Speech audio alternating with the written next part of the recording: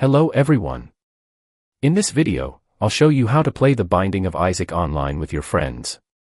So yes, you can enjoy multiplayer, team up, and have fun together. Let's get started.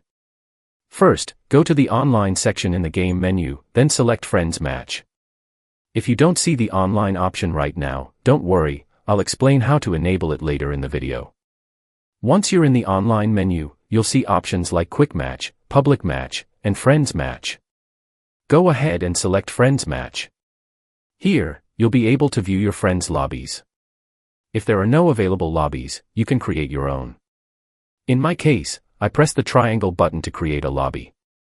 From there, you can choose the number of players and adjust other settings as needed, then select Create. After your lobby is created, you can invite your friends. For example, I press L1 to send invites. Once your friends join the lobby, you're all set to start playing. Simply choose your characters, and the game will begin. Now, if you don't see the online option at all, make sure you have the required DLCs installed. You typically need Afterbirth, Afterbirth Plus, and Repentance. If any of these are missing, head over to the store, purchase and install them, and the online mode should become available. That's it for this guide. If this video helped you out, don't forget to like and support the channel.